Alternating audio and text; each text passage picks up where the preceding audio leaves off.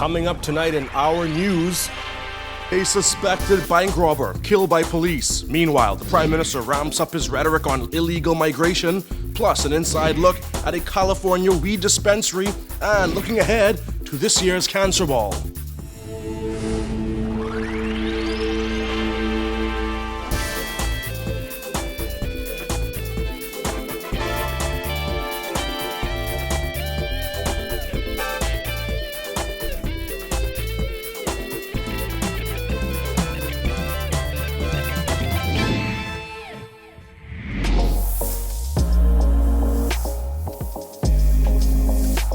Our News is brought to you by Alive.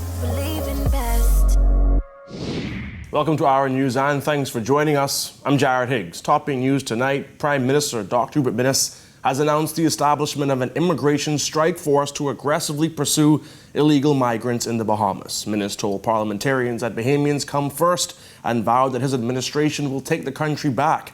Jasmine Brown reports. The Prime Minister has spent a good deal of his communication dealing with illegal immigration as he promised an even more hardline approach to the controversial issue.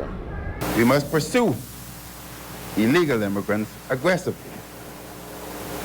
This is the Bahamas, and Bahamians are first. I have given the Minister with responsibility for immigration the task of establishing a strike force whose mandate would be to aggressively pursue illegals. The PM's primarily off-the-cuff comments came as he closed out debate on the mid-year budget. Illegal immigration, particularly from neighboring Haiti, has been a long-standing challenge for the Bahamas. Minnis also expressed concern over the number of foreigners working in the Bahamas, both legally and illegally, as well as the births of illegals at Princess Margaret Hospital. It was not unusual, which was very frustrating to the staff and demoralizing. It was not unusual. 10 deliveries within our wards, 9 were to illegals, and 1 was to Bahamians. It was not unusual, Mr. Speaker, that our wards, our beds were filled with illegals. The PM used the current immigration issues in the Turks and Caicos Islands, saying if the Bahamas does not act now, it will suffer later. But the residents and Turks are so fed up that they themselves are capturing the illegals, tying them up and taking them to the authorities. Minnis also emphasized that Bahamians who hire migrants who are in the country legally must ensure that they have proper accommodations. But he warned that if Bahamians build unpermitted additions to their homes, the government will break it down. In August 2018, Supreme Court Justice Cheryl Grant Thompson handed down an injunction blocking the demolition of shantytown structures. The government is seeking to have the injunction lifted. Minnis urged the court to work with the government in the eradication of shantytowns. I ask the question, Mr. Speaker. Who is this country for? Minnis also called on the court to work with the government to help solve the ongoing immigration issues. Reporting for Our News, I'm Jasmine Brown. A suspected bank robber was shot to death by police this morning following an attempted armed robbery that was thwarted by officers. The dramatic incident unfolded outside Royal Bank of Canada, drawing a crowd of onlookers. Police say another suspect was also injured in an exchange of gunfire.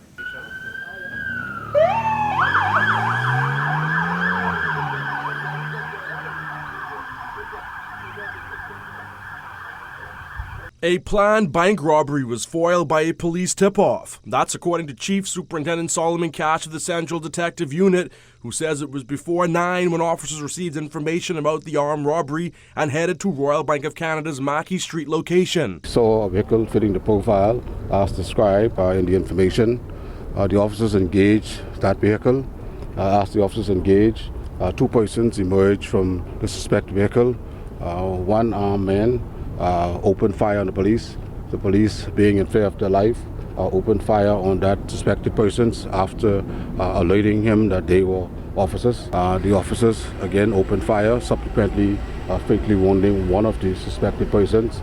Another suspect was shot, who was transported to the hospital. A bullet-riddled black vehicle and more than 40 small cones representing spent shell casings paint a picture of a Wild West-style shootout. Cash says police recovered a firearm on the scene, but wouldn't say what type of weapon. No police officers were injured, and police think there were more suspects involved in the attempted robbery. There were 2 persons involved here on scene, but our intelligence suggests that there were several other persons involved in this incident. Police were focused on 2 vehicles during their investigations, the bullet-riddled black sedan and a silver sedan. Cash wouldn't say what role that silver vehicle played in the incident. He was also asked about the officer's quick response to the attempted robbery. Our tactics always focus on first eliminating the threat from any civilians, and if we have to engage a suspect, our efforts are to neutralize the suspect, but if that suspect engage the police with an attempt to harm or cause death to any of our officers, we will engage them with deadly force. A man who admitted to playing a part in a smash and grab at John Bull's Paradise Island store was sentenced to 4.5 years in prison today. George O'Bain reports. One of the brazen bandits that pulled off that smash and grab at John Bull's Atlantis location was brought before the magistrate's court by officers of the Central Detective Unit. Inside court, it was revealed that some 14 Rolex watches totaling over $500,000 was stolen during that robbery.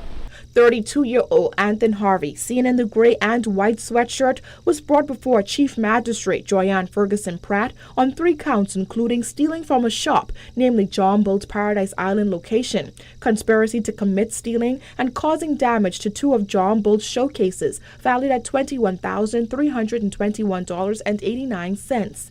Harvey, who did not have legal representation, entered a guilty plea to counts 1 and 3, but a not guilty plea to the conspiracy charge. According to the prosecution, on February 15th at around 10:55 p.m., an employee of John Bull Coral Towers Atlantis Resort reported that she was about to close when 2 men entered the store dressed in orange and red Hawaiian print shirts and brown hats. The male in the red shirt produced an object and smashed 2 showcases that housed several Rolex watches. The men then stole 14 of those Rolex watches valued at $541,850 before running out of the store. On February 18th, at around 6:40 a.m., Harvey was arrested and cautioned at his Palm Beach Street residence. He was then taken into the Central Detective Unit and interviewed, where he admitted to smashing the showcase and stealing the watches. The magistrate then asked Harvey if he agreed with the particulars. He said yes. The defendant then told the court that he was under pressure, had rent to pay in a couple days. His landlord was about to kick him out, and his girlfriend is 3 months pregnant, and he has no job. He said he applied for jobs but got no answer. He continued, "I made an honest mistake. Please be lenient on me. I was under pressure."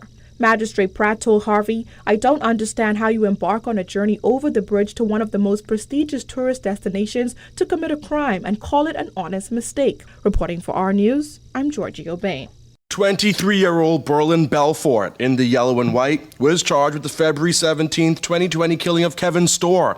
According to police reports, a man was standing in front of a home on Two Chop Corner off East Street when a gunman in a Honda emerged from the vehicle and shot him.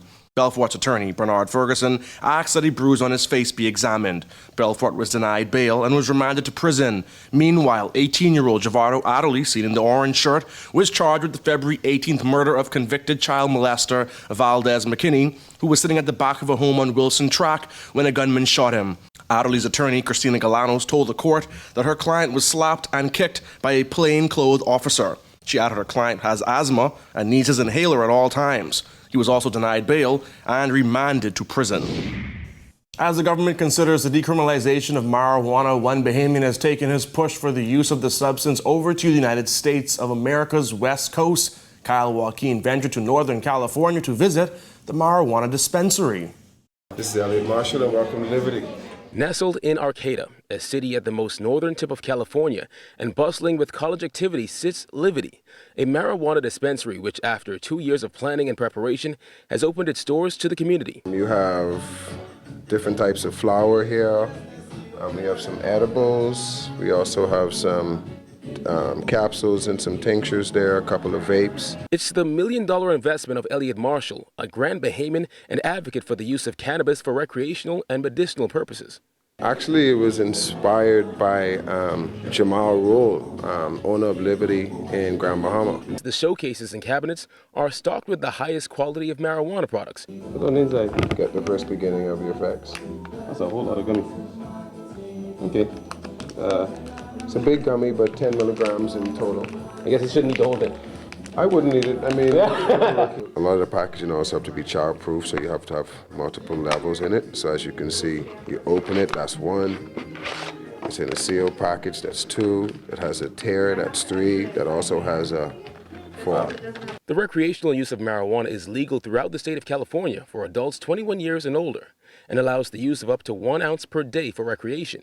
Marshall sits as a member of the Bahamas National Commission on Marijuana, which recently presented its report of recommendations to the Prime Minister.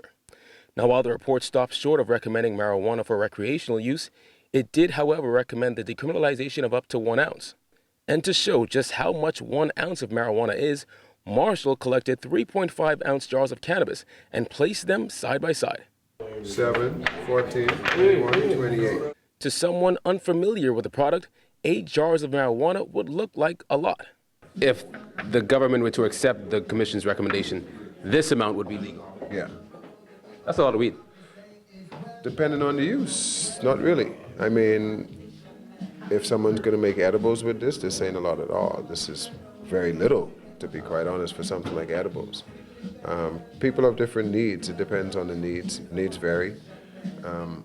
You have a stage 4 cancer patient might need upwards of 2,000 milligrams, so he or she would want a lot more of this to concentrate to get to that desired milligram amount.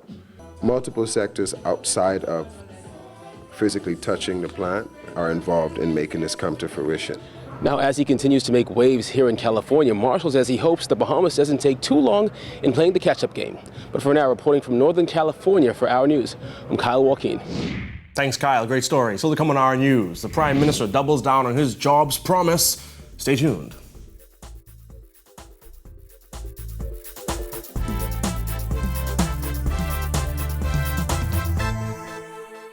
With Trio, you can get everything and more.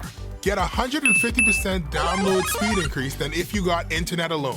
An enhanced television experience and 15 phone features, all for, wait, it's still $99? But we boosted the internet speed. I'm just asking. Okay, fine. Just call 601-2200 and tell them that you want Trio, TV, phone, internet for $99. Powered by Rev. You and us together.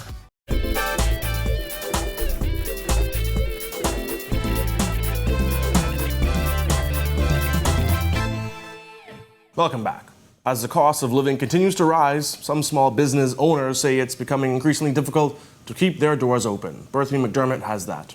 Ernzy Charles owns a small convenience store on Ross Corner just off East Street. He says his business is still struggling to adjust to a 60% increase in value-added tax in 2018. Because of the VAT. People always come, and when they come to my store, they always complain about, the price of the commodities. This, he added, has hindered his business from making a significant profit.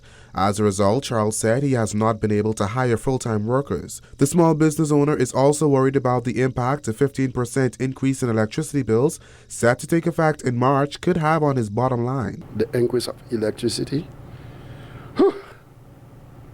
I don't think it's a smart idea for the government to take. In July 2018, Parliament passed the Economic Empowerment Zones Bill, which offers tax exemptions and benefits for residents and businesses in the designated economic zones.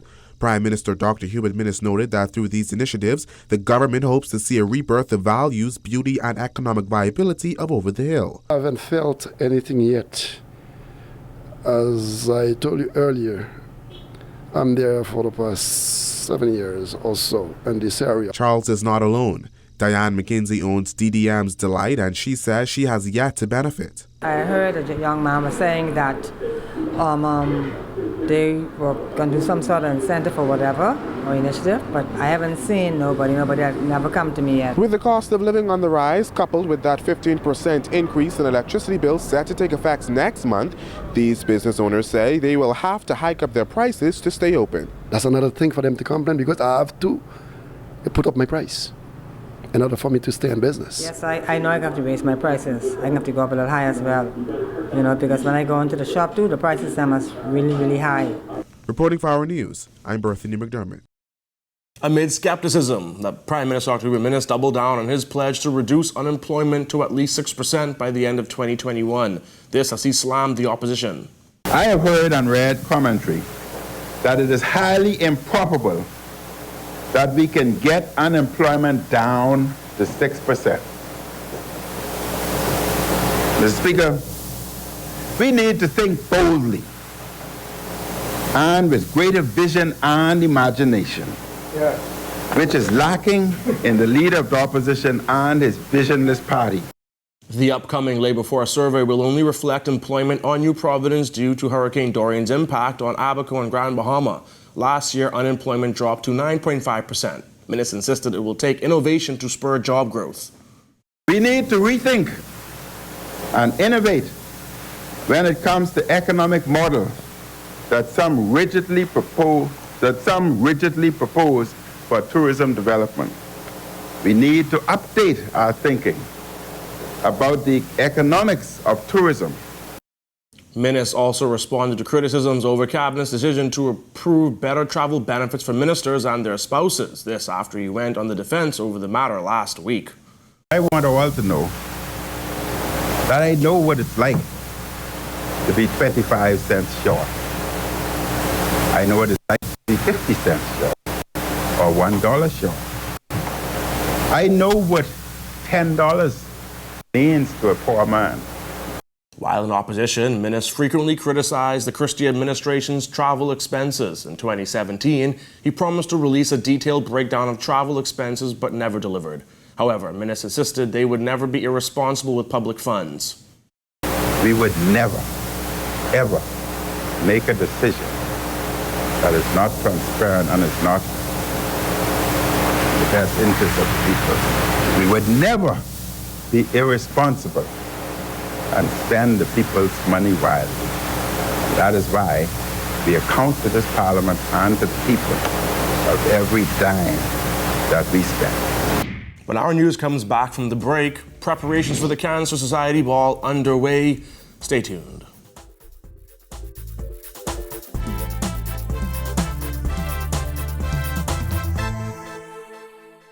With Trio, you can get everything and more. Get 150% download speed increase than if you got internet alone, an enhanced television experience, and 15 phone features, all for, wait, it's still $99? But we boosted the internet speed. I'm just asking. Okay, fine. Just call 601-2200 and tell them that you want Trio, TV, phone, internet for $99. Powered by Rev. You and us together.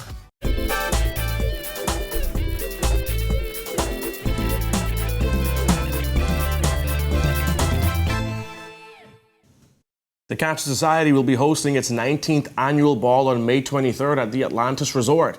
This year, the Cancer Society will award the Susan Andrews Award to former co-chair Dolores Farrington, who served on the committee for 18 years. The Lifetime Achievement Award will go to Commonwealth Bank. And we have cocktails starts at 7, dinner is at 8, and tickets are only $2.50 for a woody cost. Only $2.50. And we look forward to a great 19th ball this year. We have been on it and pleased so far, and we're looking again excitement, a lot of surprises, a lot of entertainment. So please come on board, and you can call us at the Cancer Society, 323-4441, or just come by, and we will be pleased to support you.